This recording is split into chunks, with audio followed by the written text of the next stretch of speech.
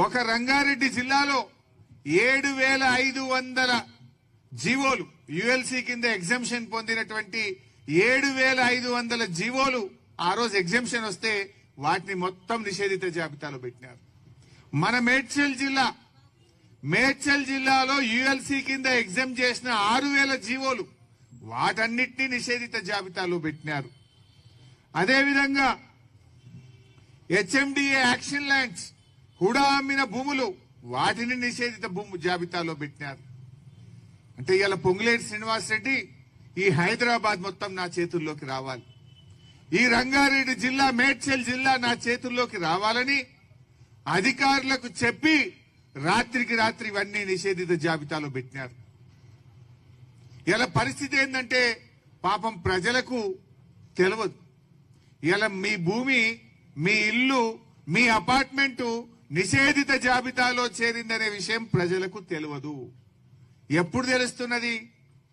ఇందాక కార్తీక్ చెప్పిండు, అది అమ్ముదామని రిజిస్ట్రేషన్ ఆఫీస్కి పోతే ఛాలెంజ్ కట్టినాక లేలే ఇది నిషేధిత జాబితాలో ఉంది అంటే అప్పుడు నెత్తికి చేతులు పెట్టుకోవాల్సిన పరిస్థితి. పాపం ప్రజలకు వాళ్ళ ఆస్తి వాళ్ళకి కాకుండా పోయింది. మీ ఆస్తి ప్రభుత్వ భూమిగా డిక్లేర్ చేసిండ్రు, మీ ఆస్తిని నిషేధిత జాబితాలో పెట్టిండ్రు, మీ అపార్ట్మెంట్లను ఉంటున్నావు గానీ అపార్ట్మెంట్ ఇలా నీ పేరు మీద లేదనే విషయం ప్రజలకు తెలియకుండా పోయింది. ఒకటి కాదు, రెండు కాదు, లక్షలాది ఆస్తులు పెట్టినారు, లక్షలాది అపార్ట్మెంట్లు, లక్షలాది ఇండ్లు, లక్షలాది ప్లాట్లను నిషేధిత జాబితాలో పెట్టి రాత్రికి రాత్రి ప్రజల్ని ఆగం చేసిండ్రు. నిన్న ఒక ఆయన అశోక్ రెడ్డి గారు తిలక్ నగర్ లో ఉంటాడు, నల్లకుంట ప్రాంతంలో. రాత్రి నాకు ఫోన్ చేసిండు. అశోక్ రెడ్డి, తిలక్ నగర్. ఆయన అశోక్ రెడ్డి గారు ఆదివారం, నిన్న ఇవాళ సోమవారం కదా, మంగళవారం, మొన్న ఆదివారం నాడు అమెరికా పోవాల్సి ఉండే. శనివారం 15 ఆగస్టు, శుక్రవారం నాడు రిజిస్ట్రేషన్ పెట్టుకున్నాడు. ఆయనకు 450 గజాల్లో తిలక్ నగర్ లో ఇల్లు ఉన్నది. అది వాళ్ళ తాత తండ్రి నుంచి ఆయనకు వచ్చిన ఇల్లు. సో ఆయన అమెరికాలో ఉంటున్నాడు. ఆ ఇల్లు అమ్మాలని నిర్ణయం చేసుకున్నాడు, అడ్వాన్స్ తీసుకున్నాడు పైసలు, రిజిస్ట్రేషన్ ఆఫీస్ లో స్లాట్ బుక్ చేసుకున్నాడు, ఆదివారం అమెరికాకు టికెట్ బుక్ చేసుకున్నాడు, శనివారం ఏమో 15 ఆగస్టు సెలవు, శుక్రవారం నాడు స్లాట్ బుక్ చేసుకొని సబ్ రిజిస్ట్రేషన్ ఆఫీస్కు పోయింది. డాక్యుమెంట్లు, కాగితాలు తీసుకున్నాడు. కొనటాయన అమ్మటాయన ఇద్దరు కలిసిపోయింది. స్లాట్ బుక్ అయింది, అంత ఎక్కించిండ్రు.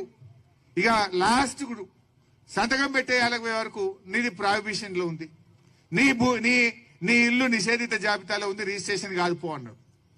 ఏడికి పోవాలి ఇప్పుడు? ఆయన అమెరికా టికెట్ క్యాన్సిల్ చేసుకోవాలనా, ఇక్కడ ఉండాలనా, తిరగాలనా, ఏం కావాలన్నా నేను టికెట్ క్యాన్సిల్ చేసుకుంటేనేమో సగం పైసలు పోయినాయి, అక్కడనేమో నా ఉద్యోగము, నేను పోకపోతే నా జీతం కట్ అవుతుంది. ఇక్కడ ఉంటే ఇది ఎన్ని రోజుల్లో నిషేధిత జాబితాలో పోతుందో తెలియదు. సబ్ రిజిస్ట్రార్ని అడిగితే ఏమంటున్నట, మాకు తెలియదు, గవర్నమెంట్ పెట్టింది, నువ్వు గవర్నమెంట్ని అడుగుపో అంటున్నట. ఎంఆర్ఓ దగ్గరికి పోతే నాకు తెలియదు పో అన్నట. అటు ఇటు పోయి మన కాలేరు వెంకటేష్ ఎమ్మెల్యే గారు అక్కడ అంబర్పేటకు, ఆ నల్లకుంట తిలక్ నగర్ వెంకటేష్ గారికి వస్తుంది.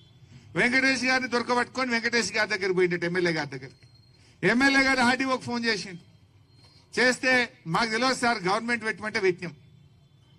గవర్నమెంట్ అంటే ఎవరు? పొంగులేటి శ్రీనివాసరెడ్డి. ఇప్పుడు పొంగులేటి శ్రీనివాసరెడ్డి ఏమంటున్నా అమాయకంగా, అధికారులు తప్పు చేసినారు సారీ అంటున్నాడు. ఇప్పుడు దొంగతనం చేసిన దొంగ, నేను దొంగతనం చేసిన సారీ అంటే మాఫ్ అయిపోతుందా? తప్పుకు శిక్ష పడాలా వద్దా? తప్పు చేసిన వాడికి శిక్ష పడాలా వద్దా? ఇలా నువ్వు చేసిన తప్పుకు ఒకరు కాదు, ఇద్దరు కాదు, లక్షల మంది ఆగమైపోయింది. చేసిన తప్పు నీది, తప్పును సరిదిద్దాల్సిన బాధ్యత కూడా నీదే. ప్రజలను ఇబ్బంది పెట్టద్దు.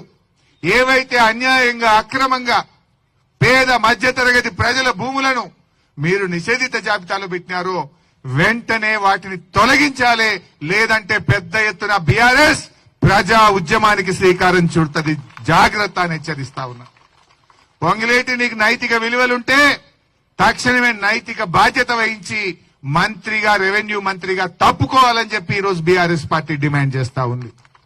ఏంది భూదాహము? ఏంది ఇలా రాష్ట్రంలో కోడై కూస్తున్నారు 30% గవర్నమెంట్ అని? ఎన్ని డెవలప్మెంట్లకు తీసుకున్నారు మీరు? ఎన్ని భూములు నిషేధిత జాబితాల నుంచి తొలగించిండ్రు, ఆ తొలగించిన భూములను ఎన్ని డెవలప్మెంట్ తీసుకున్నారో వైట్ పేపర్ రిలీజ్ చేయండి. డెఫినెట్ గా బీఆర్ఎస్ మీ వెనుక ఉంటది. మీ సమస్య పరిష్కారం అయ్యేదాకా పోరాటం చేస్తాం. రేపు అసెంబ్లీలో కూడా అసెంబ్లీని స్తంభింపజేసైనా ఈ ప్రభుత్వం మెడలు వంచైనా సరే ఈ నిషేధిత భూముల జాబితాను పూర్తిగా తొలగించేదాకా కూడా ఈ రాష్ట్రంలో నష్టపోయిన ప్రజల పక్షాన, రైతుల పక్షాన, అందరి పక్షాన కూడా మేము పోరాడతాం. మీకోసం ప్రధాన ప్రతిపక్షంగా కేసీఆర్ గారి నాయకత్వంలో బీఆర్ఎస్ పార్టీ మీకు అండగా ఉంటది. మీరెవ్వరు కూడా అధైర్యపడొద్దు అని చెప్పి మనం చేస్తా ఉన్నా. గవర్నమెంట్ పెట్టిన టోల్ ఫ్రీ నంబర్ పనిచేస్తలేదు, కానీ మీకు జనతా గ్యారేజ్ తలుపులు తెరిచే ఉంటాయి. జనతా గ్యారేజ్ అంటే మీకు తెలుసు, తెలంగాణ భవన్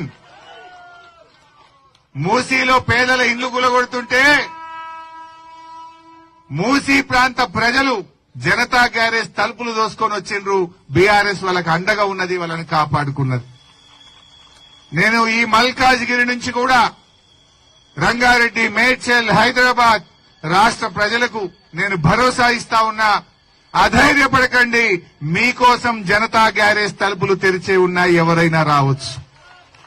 ఎవరికి ఇబ్బంది కలిగినా, ఎవడు మిమ్మల్ని పర్సెంటేజ్ అడిగినా, ఎవడు మిమ్మల్ని భయపెట్టినా, మీ ప్లాట్ ఎవడు కబ్జా పెట్టినా జనతా గ్యారేజ్ మీకోసం రెడీగా ఉన్నది. రండి, మీకు అండగా బీఆర్ఎస్ పార్టీ ఉంటుంది.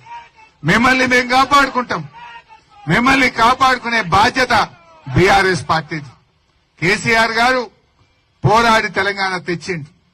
తెలంగాణ ప్రజల కోసం, ఈ రాష్ట్రం కోసం తన ప్రాణాన్ని ఫలంగా పెట్టిన నాయకుడు కేసీఆర్. ఈ రాష్ట్ర ప్రజలకు కష్టం వస్తే, ఈ రాష్ట్రంలో అన్యాయం జరిగితే కేసీఆర్ గారి నాయకత్వంలో యావత్ బీఆర్ఎస్ పార్టీ మీకు అండగా ఉంటది. ధైర్యంగా ఉండండి. ఏ ఇబ్బంది వచ్చినా నేరుగా మా జనతా గ్యారేజ్ కు, తెలంగాణ భవన్ కు రండి, మా దృష్టికి తీసుకురండి. మీకు అండగా ఉంటాం, మిమ్మల్ని కాపాడుకుంటాం. జై తెలంగాణ.